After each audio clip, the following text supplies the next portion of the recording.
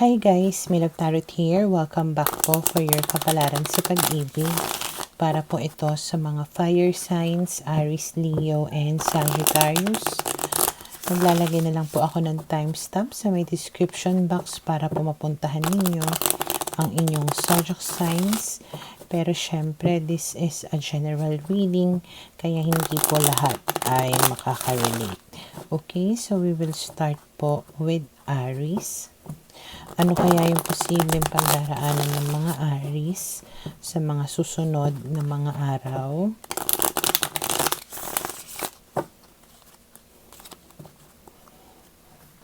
Okay, we have here the Magician, the Six of Swords, the Queen of Pentacles, and the Nine of Cups. Malaki yung possibility na you are dealing with an air sign, Gemini, Libra, and Aquarius.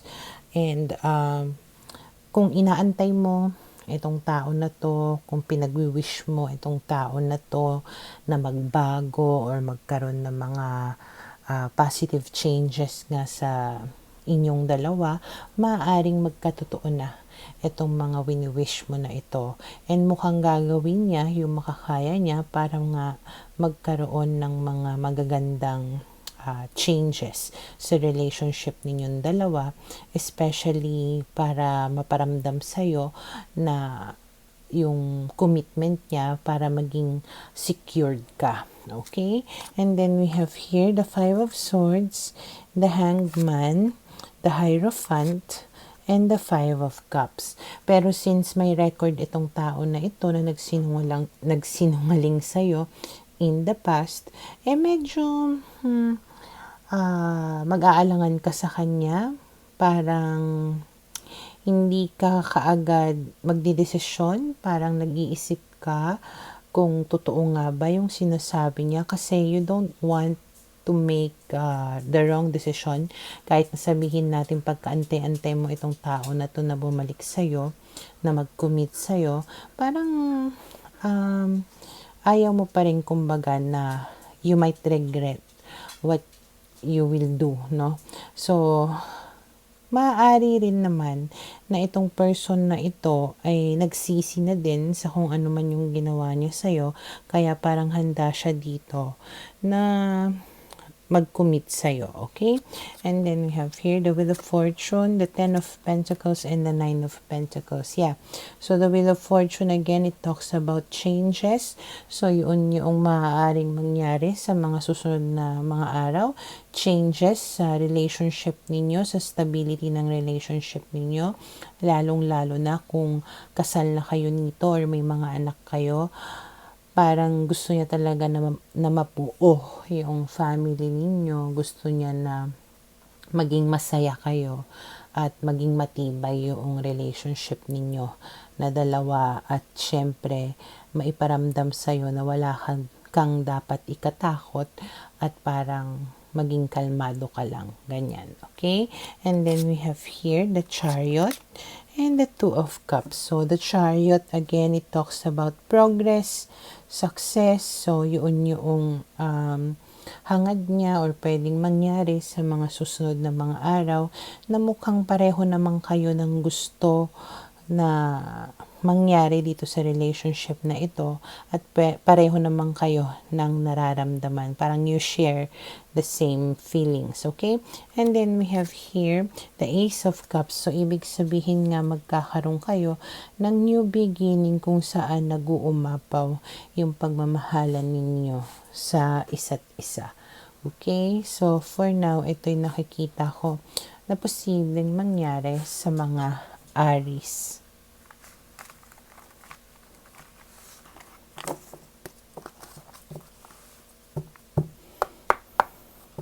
Para sa mga Leo, okay, let's see, ano kaya yung posibleng pagdaraanan ng mga Leo sa mga susunod na mga araw.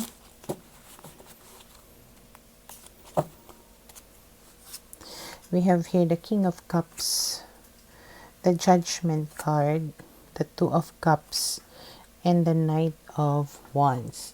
Okay, so base sa mga barahan na to, mukhang may isang tao dito na nakaka-realize na ng totoong nararamdaman niya para sa'yo, na maaaring na-realize niya na mahal ka niya or pareho kayo ng nararamdaman niya para sa isa't isa, and mukhang gagawa siya ng paraan para suyuin ka or maiparamdam sa'yo yung tunay niya na feelings for you.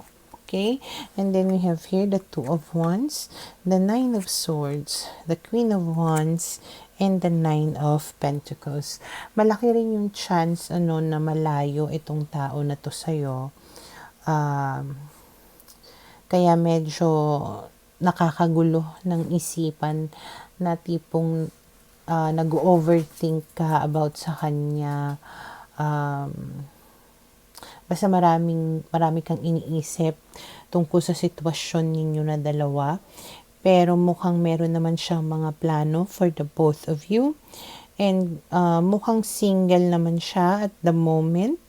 Kaya tipong malaya siya na maiparamdam sa'yo or may pakita sa'yo kung ano talaga yung feelings niya for you. Okay? And then we have here the Star, the Six of Wands, and the Queen of Cups. So, ibig sabihin, parang may hope dito sa connection na ito. May chance na maganda yung maging resulta nito. And mukhang mararamdaman mo na binibigyan ka talaga niya ng sobrang attention sa mga susunod na mga araw na parang pinaprioritize ka niya. So you will feel really much loved by this person. Okay? And then we have here the Page of Wands and the Page of Swords. So ibig sabihin patuloy na parang yung communication ninyo na dalawa. Kasi kung long distance talaga kayo, so parang yung mas mapapatibay yung relationship ninyo through communication. Okay? And then we have here the Moon. So parang everything will become somehow clear to you, na kung dati nag-overthink ka sa kanya, kung dati may mga doubts ka sa kanya, pero dahil na nararamdaman mo yung effort niya to talk to you or to spend time with you, kahit na sabihin nating chat lang, video call lang, ganon, medyo nawawala yung mga pag-aalinlangan mo sa kanya. Okay? So, for now, ito yung nakikita ko na posibleng mangyari sa mga Leo.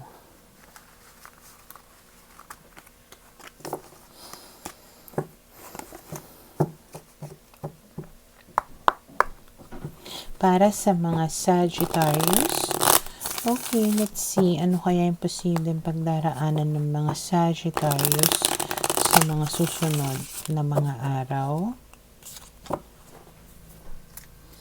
We have here the Knight of Cups, the Star, the Devil, and we have here the Four of Wands.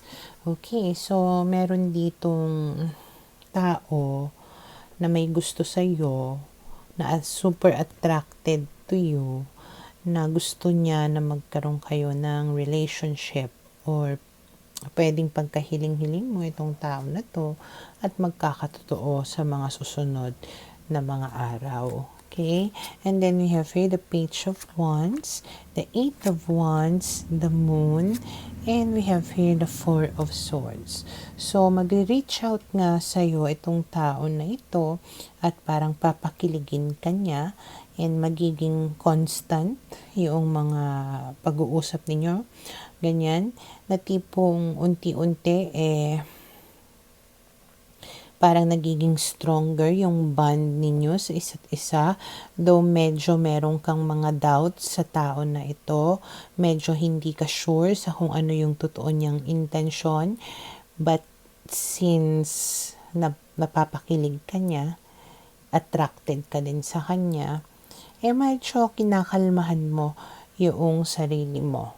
Okay? Na parang binabaliwala mo yung mga doubts mo. Okay? And then we have here the Three of Swords, the Page of Pentacles, and the Ace of Cups. Ayun, nga lang, siguro ito yung part ng doubt mo. Either this person is already from your past na sinaktan ka niya, kaya medyo nag-aalinlangan ka sa kanya, pero mukhang nangangako naman siya dito na mamahalin ka niya. Okay? And then we have here the Fool and the Strength card. And mukhang makukuha naman niya yung loob mo. Okay? Na tipong, again, babaliwalain mo yung mga doubts and fears mo. You choose to ignore, you choose to be just happy, to not stress about it, parang ganyan, okay? And then we have here the Ace of Pentacles. So, ibig sabihin nga, magkakaroon kayo ng relationship or magkakabalikan kayong dalawa. Okay? So, for now, ito yung nakikita ko na posibleng mangyari sa mga Sagittarius.